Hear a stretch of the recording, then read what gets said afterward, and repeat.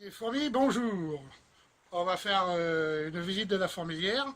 Là, elle est encore, n'est pas encore chauffée, donc elle est encore en train d'hiverner. Mais la température de la pièce a augmenté un peu. On tourne environ à 23 à l'intérieur, donc ça commence à remuer beaucoup plus. Et vous allez voir que même pendant l'hiver, elles ont beaucoup bossé, mes petites fourmis. Vous voyez ces structures qu'elles ont faites. Alors,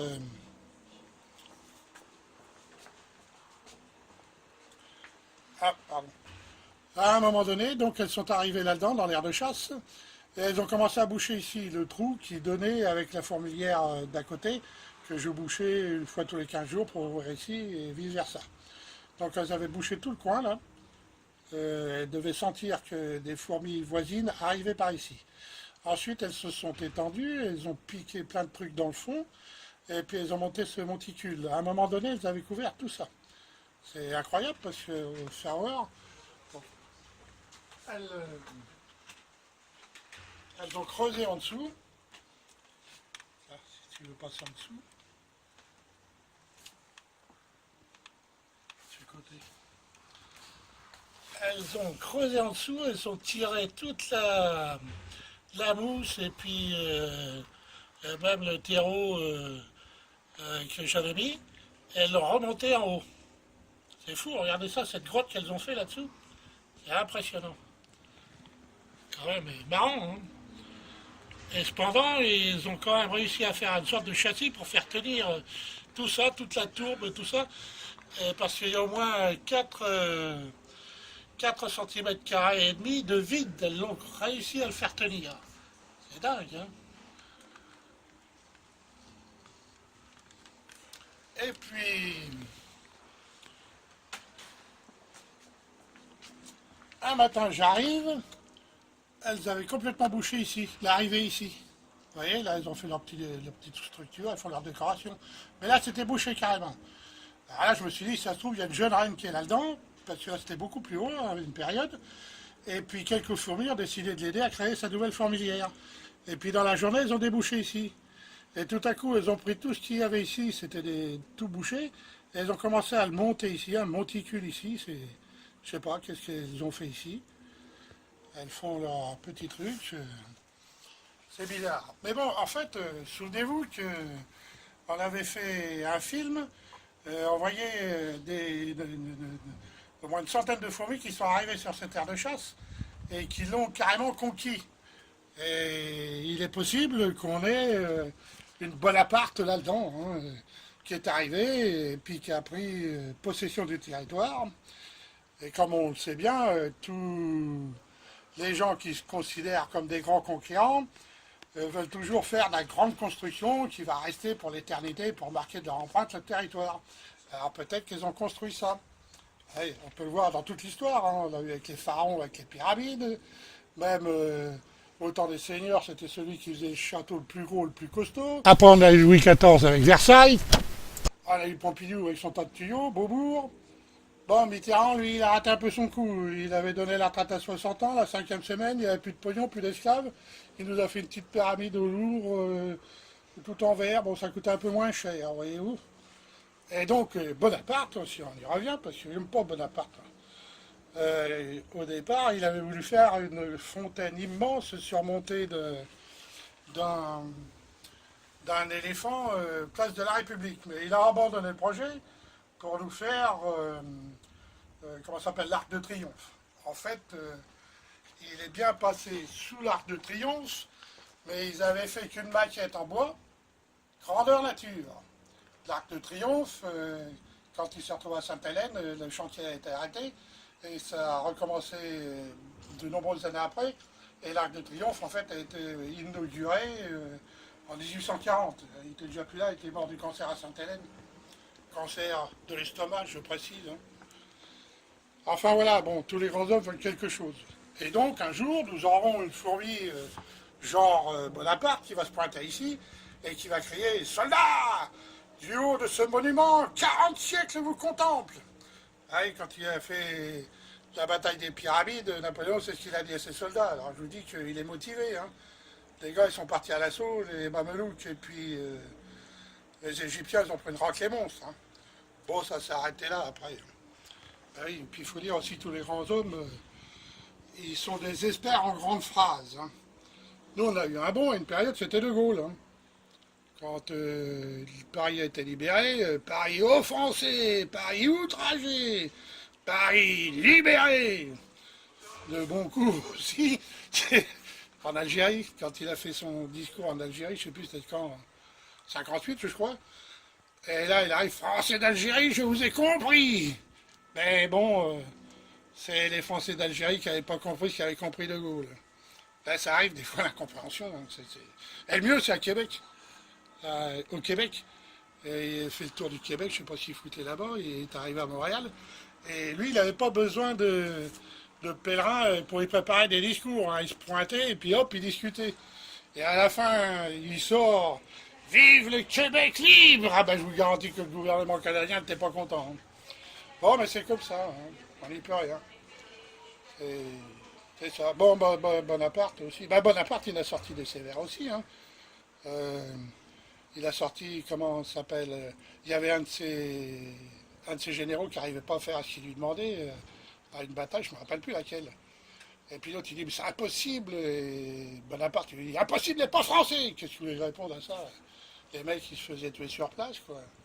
Et il était grossier aussi, hein. On ne dit pas ça, hein, mais Bonaparte, c'était un cas. Hein. Il y avait un jour, quelqu'un lui parlait de Talleyrand, et il dit, Talleyrand, c'est de la merde dans un bas de soie. Ouais, c'était pas gentil, hein, mais c'était comme ça. Hein. Bon, enfin bref, pourquoi j'aime pas Napoléon, je vais vous le dire. Je, je vais vous dire pourquoi je n'aime pas Napoléon. C'est parce que quand j'étais petit, j'étais un peu, comment dirais-je, euh, je ne vais pas dire agressif, mais bon, j'étais toujours pris dans des trucs qui ne me regardaient pas, et puis ça finissait toujours par des petites bagarres à la récréation. Et puis j'ai eu un maître d'école qui a trouvé une solution radicale. Il m'a mis responsable de la récréation. Alors ça, c'était un sacré truc. Pas possible, ce que j'ai pris comme punition, des mots à faire signer aux parents. Bon, c'est pas grave, parce que je signais moi-même depuis déjà une année. Bon, enfin bref. Et donc, petit à petit, voilà, à un moment donné, je donnais même rendez-vous à mes ennemis derrière l'église, on se bagarrait derrière l'église. Et un jour, je suis rentré, j'avais la poche de la blouse, c'était les chiens, il manquait des boutons. Et la belle-mère, parce que mon père s'était remarié, et puis disons que la communication verbale avec la belle-mère était assez délicate. Elle s'exprimait beaucoup avec les mains. Et bon, on prenait les paires de baffes, hein. Mais bon, petit à petit, mes soeurs et moi, on s'est habitués. On a progressé dans l'esquive, et puis après, on démarrait comme un lapin et elle n'arrivait pas à nous rattraper, quoi. Alors, ce que j'aimais bien, c'est que des fois, elle disait viens ici, nous autres, on nous foutu une baffe. Elle nous prenait pour un chrétien. Ben si, un chrétien. Les chrétiens, tu t'en fous une baffe, ils tentent l'autre joue pour en avoir une deuxième. Nous, on n'en voulait pas du tout des baffes. Hein. Enfin, donc après, je me battais derrière l'église en slip. Et quand même, j'étais bon parce qu'il n'y a pas qu'un chien. J'ai le slip. C'est vrai. Et puis, ça s'est tassé. Et dans la cour d'école, il y avait toujours des petits garnements un petit peu faillots. Quand ça commençait à chauffer dans un coin, ils arrivaient en courant. Et puis, Petit Jean, ils m'appelaient Petit Jean à l'époque. Et il y a machin, un truc plus qui vont se battre. Alors, je démarrais en courant. Des fois, je traversais toute la cour. Alors, naturellement, il y avait les petits faillots qui suivaient derrière, et puis en traversant la cour, il y en avait d'autres qui se disaient tiens, va y avoir du spectacle, alors tout le monde se regroupait, et des fois on était 20-25 à arriver à l'endroit où ça commençait à chauffer. Et le maître d'école s'en est aperçu. Alors, il a dû se poser des questions. Ah, ça va pas bien. Il a dû se poser des questions, et puis un jour il m'appelait, il me dit mais c'est quoi là, ce bazar dans... Ah, il y a presque plus de foyers depuis qu'on a éteint le machin, elle a arrêté de pondre. Hein. Et là, comme on a réchauffé un petit peu, on en voit 3-4 qui se baladent. Il est assez beau, regardez ça, on dirait du caviar des fourmis, c'est beau. Hein. Vous avez vu comme ça brille? Ah, c'est beau. Hein. On va remettre le chauffage certainement la semaine prochaine. On va augmenter un peu de radiateur pour remonter la température ambiante, pour pas qu'il y ait un choc thermique trop important. Parce que pendant tout l'hiver, on a tourné entre 19 et 20, et c'était pas mal. Et on voit, il n'y a plus d'œufs. Hein. Elles se sont arrêtées. Hein. La reine a arrêté de pondre. Donc elle s'est bien reposée quand même. Voilà, je ne parle pas beaucoup des fourmis, mais vous voyez le principal. De toute façon, c'est un film, il n'y a pas grand-chose de changé. Donc le maître d'école m'appelle, et il me dit, c'est quoi ce bazar dans la cour là? T'as créé ta petite armée, tu te prends pour Napoléon? Bon, moi, je savais pas quoi dire. Hein. Je dis, bon, c'est vous qui avez dit de faire le chef. Ouais, mais la différence qu'il y a entre toi et Napoléon, c'est que Napoléon, quand il partait en récréation, il emmenait un bouquin pour réviser ses devoirs, tandis que toi, t'écoutes même pas ce qu'on te dit en classe. Ça a perturbé ce truc-là. Je m'étais mis en grève, parce que des fois, je faisais la grève à l'école, je travaillais plus. Et le maître d'école, il a mis 15 jours avant de s'apercevoir que je travaillais pas. Bon, remarquez, entre les moments où je bossais et où je foutais rien, il n'y avait pas une grande différence. C'était difficile pour lui à apprécier ce genre de choses. Mais ça me turlupinait. Et puis, à la maison, mon père lisait beaucoup. Mon père avait fait des études supérieures, il avait poussé loin, il n'était pas bête comme moi. Du reste, un jour, j'étais vachement surpris, on faisait du rangement dans le grenier. Il y a des gros cartons, il en chope un, le fond, il lâche. Puis il regarde, il dit c'était des prix de chez à l'école, des prix de fin d'année. On regarde, et puis il y avait des années, des fois il avait 4-5 prix. Premier prix de mathématiques, prix d'excellence de ceci, prix de cela. C'était l'enfer. Et puis il y a une petite enveloppe qui tombe, il ramasse, il ouvre. Et c'était une petite carte de bonne année qu'il avait envoyée à sa tante. Il regarde, il dit, regarde, ça, j'écrivais bien, hein, je savais ton âge. Ah oui. Et il n'y a pas une faute. Hein. Il ne se rappelait même plus qu'il y avait des enfants qui étaient capables d'écrire sans faute, parce que moi, dans mes dictées et tout ça, le maître d'école, il avait du boulot, hein. Il y avait du crayon rouge, hein, je vous le dis, qu'il en bouffait. Hein. Et je me rappelle plus que j'en étais, dis-nous. Donc oui, il y avait plein de bouquins à la maison, jusque dans les chiottes. Et dans les chiottes, il y avait Série Noire, il y avait San Antonio, puis plein d'autres bouquins comme ça. Et puis la curiosité s'est emparée de moi. J'ai regardé parce que, bon, je n'allais quand même pas lire non plus des livres d'histoire, parce qu'il y avait Guy Breton, en fait. Il a écrit une série de livres sur les histoires d'amour de l'histoire de France. Et je n'allais pas lire ça, faut pas déconner, j'apprenais même pas à l'école, je n'allais pas me mettre à lire des livres d'histoire à la maison. Et la curiosité s'emporta, j'en prends un, j'ouvre, sur qui je tombe, Napoléon dit non. Il va me pourrir la vie jusque dans les chiottes. Et donc je commence à lire.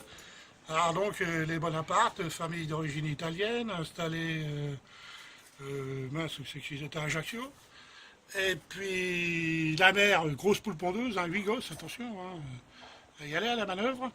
Et les parents déjà, et les parents Bonaparte, ils voulaient que les enfants fassent des études. Donc ils envoyaient à l'école. Et le petit Napoléon, il a eu une bourse. Vous voyez, il y a avec l'humidité, comme les fourmis, ils n'y sont pas beaucoup, et ça fait de la verdure. C'est marrant, il y a de la petite mousse qui pousse, c'est joli. Et le petit Napoléon a obtenu une bourse, ainsi que son petit frère, je crois, lui, il a suivi le même chemin, mais bon, il n'a pas eu la popularité de Napoléon. Il faut savoir que la popularité, on l'acquiert aussi avec, comment on appelle ça, des faire-valoir. C'est-à-dire que le faire-valoir, c'est... par exemple, Napoléon, il est arrivé à Toulon, et il y avait le général qui s'occupait du siège de Toulon, c'était une nullité. Il a été remplacé, mais avec des appuis politiques, Napoléon a réussi à obtenir le commandement total de toute l'artillerie. C'est là qu'il a fait sa popularité. Quand il est parti en Italie, il est revenu le seul vainqueur, alors qu'il avait deux autres collègues, un en Allemagne qui a ramassé une prune par l'archiduc, et puis un autre qui devait aller envahir l'Irlande, ne me demandez pas pourquoi, lui, il s'est fait balayer par la tempête, il rentre à la nage. Et Bonaparte, il est rentré le seul vainqueur. Les autres étaient ses faire-valoir. Je ne sais pas si tu me comprends, David. Par exemple, toi, quand tu es à côté de Cruz, Cruz, c'est ton faire-valoir. D'accord. Cruz, il est petit, il a les yeux vitreux, il a un gros ventre, tandis que toi, tu es grand, sportif, musclé, tu as l'œil vif. Les filles ne regardent que toi. Par contre, quand tu es à côté de moi, c'est l'inverse. Voilà. Ouais, il est vieux. Non, bah regarde, c'est comme le fromage, moi. Tu vois la moisissure dessus, mais en dessous, il y a la noblesse du fromage. Et les filles, elles sont perspicaces. C'est pareil, elles voient la moisissure que toi tu vois, mais elles savent en dessous qu'il y a la noblesse du fromage avec sa force, sa puissance. Et une fois qu'elles l'ont en bouche, elles ne peuvent plus le lâcher. Bon, en attendant, je finis rapidement. Le petit Bonaparte est rentré à l'école de Brienne. Ensuite, il a été à l'école militaire de Paris. Et tenez-vous bien, c'était loin d'être le premier de la classe, même en révisant pendant les récréations. Il est sorti 42e sur 58. Moi, j'avais encore toutes mes chances de devenir empereur. Parce que j'étais toujours dans le quart de la classe. Lui, il n'était même pas dans la moitié. C'était un scandale, vous voyez. Alors, quand le vendredi, quand on est retourné à l'école, j'ai dit au maître d'école, et votre Napoléon, c'était une nullité. Hein. Et mon père, en plus, m'avait dit, parce que j'avais une discussion, il m'avait dit, la récréation, ben, c'est indispensable parce que ça permet de vous vider un peu la tête. Bon, pour moi, il n'y avait pas grand-chose à vider, il faut reconnaître. Mais, et puis de recharger les batteries. Alors vous arrivez, vous reprenez vos cours, vous êtes complètement dedans et vous pouvez vous concentrer au lieu de vous endormir si vous faisiez la journée continue. Hey, le père, il était malin, mais je vous dis, il y avait d'instruction. Hein. Voilà, donc moi j'avais encore à l'époque toutes les chances de devenir empereur, mais bon, je n'ai pas été à l'école de Brienne. Merci de votre visite. À la prochaine pour une nouvelle leçon d'histoire.